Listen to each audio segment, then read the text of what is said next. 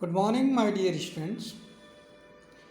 Today's class is for CBSE board students and the chapter is Nutrition Part 3. In this chapter, I will discuss again 10 questions. I will answer that one. You will see the questions and will answer according to that one. I hope that all of you will get some benefit from this.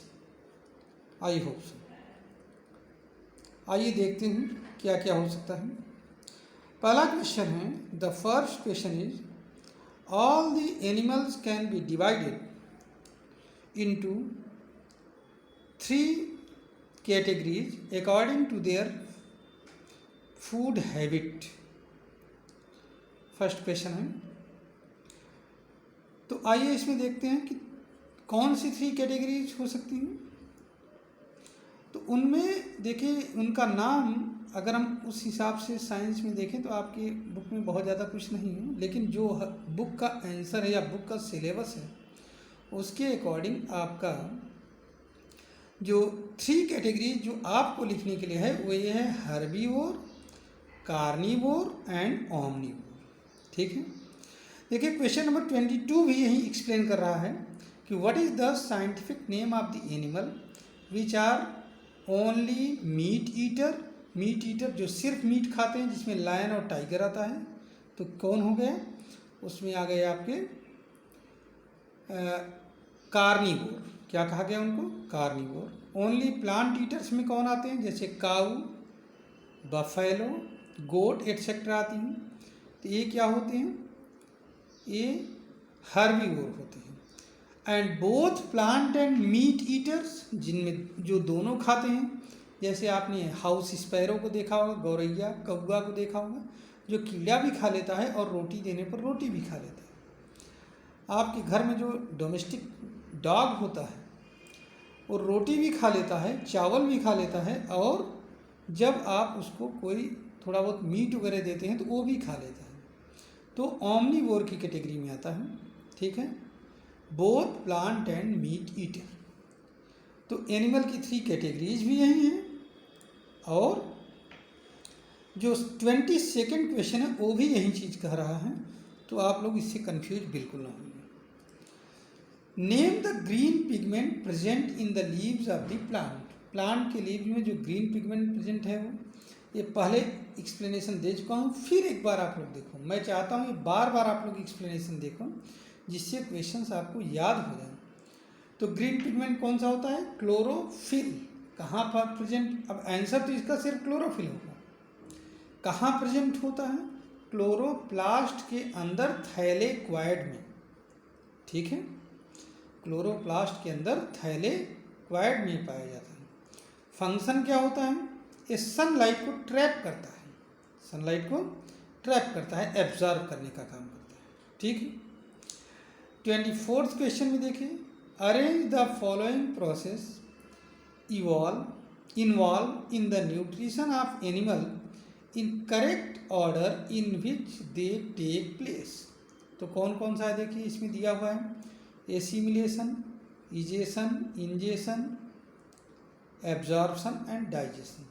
तो इसका correct order question के according तो answer होगा ingestion होगा पहले, फिर digestion होगा, फिर एब्जॉर्प्शन होगा, followed by assimilation and then egestion. ये तो एक जनरल आइडिया है जो कि इस क्वेश्चन का आंसर होगा. अब आइए एक बार इनका मतलब फिर से जान लेते हैं. इंजेशन माने इनटेक ऑफ फूड, कैसे खाना लेंगे. डाइजेशन माने converting the food material whatever we have taken into simple absorbable form with the help of enzymes. ठीक है. That is known as digestion. Complex food material का simple absorbable organic और inorganic form में conversion ही digestion कहा जाता है. Followed by, उसके बाद में क्या होता है? एब्जॉर्प्शन. डाइजेस्टेड फूड का एब्जॉर्प्शन होता है. और ह्यूमन बीइंग में एब्जॉर्प्शन किससे होता है? विली से होता है. किससे होता है? विली. ठीक है।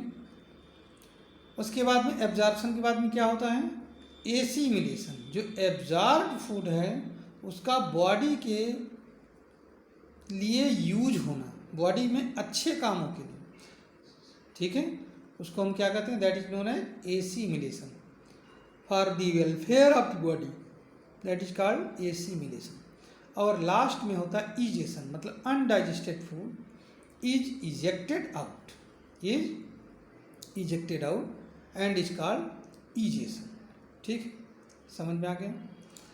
अब आइए इसमें एक पार्ट हम लोग और अगला क्वेश्चन देखते हैं, how does amoeba engulf the food particle.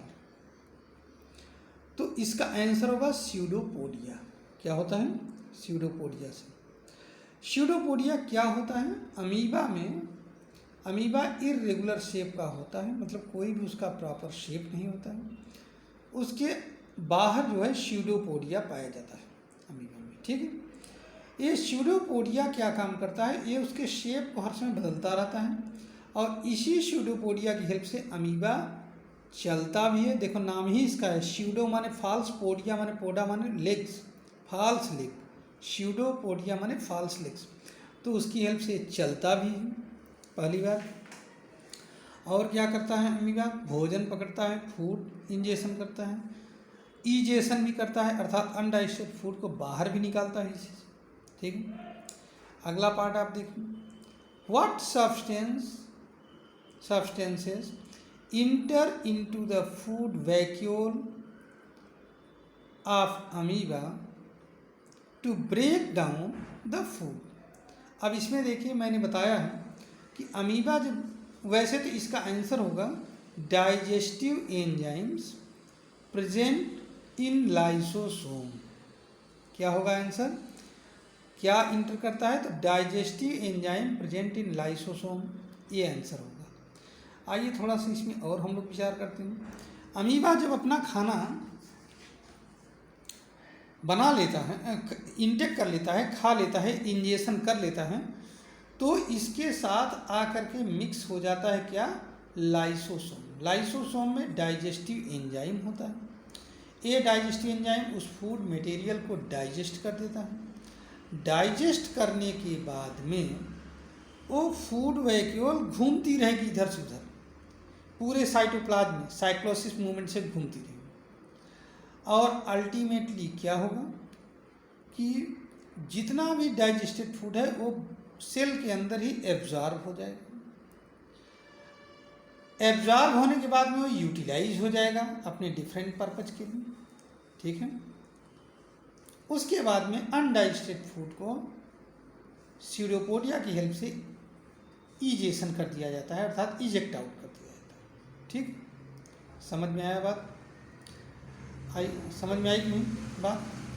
From, next question देखिए, from which part of body undigested food is egested in amoeba. Undigested food का इजेशन किससे होता है, तो थ्रू द स्यूडोपोडिया। किसके थ्रू होगा, स्यूडोपोडिया। बहुत सारी चीज़ों के आंसर इसमें अमीबा के केस में स्यूडोपोडिया ही होता है। Name a unicellular animal which use cilia to move food particle into its mouth. तो पैरामीशियम, पैरामीशियम में ओरल ग्रूव होता है, उसके अंदर फूड पार्टिकल को ले जाने के लिए क्या होता है, सीलिया पाए जाते हैं, और सीलिया ही जो है वो फूड पार्टिकल को उसके माउथ में डालते हैं, ओरल ग्रूव होता है उसमें डालते हैं, ठीक है। समझ में आया, चलो नेक्स्ट को देखते हैं हम लोग।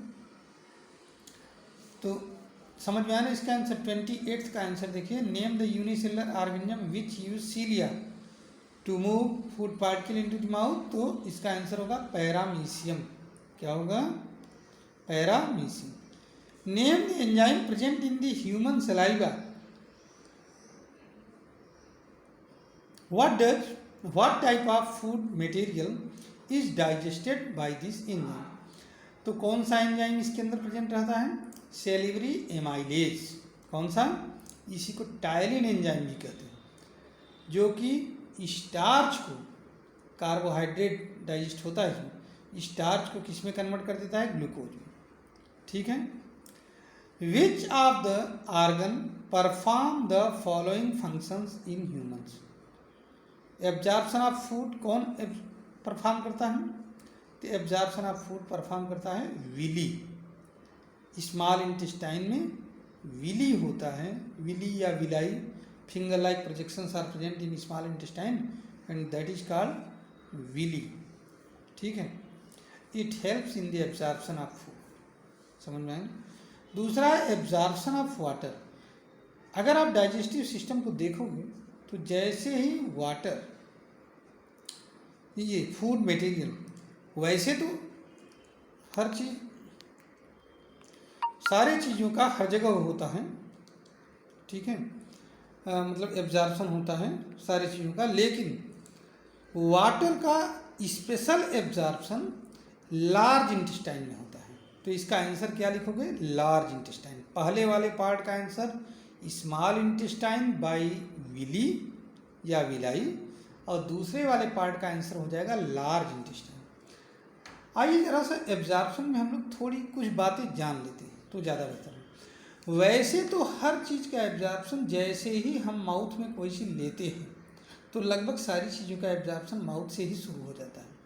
ठीक है, पानी पिया, माउथ से ही एब्जॉर्ब होना शुरू हो जाएगा। लेकिन कुछ चीज़ों का कहीं कहीं पर एब्जॉर्प्शन ज़्यादा होता है और कुछ चीज़ों का कम होता है। अब जैसे फूड, डाइजेस्टेड फूड का एब्जॉर्प्शन, फैट, कार्बोहाइड्रेट, सबका इसमें विली के थ्रू ही होता है स्मॉल इंटेस्टाइन में।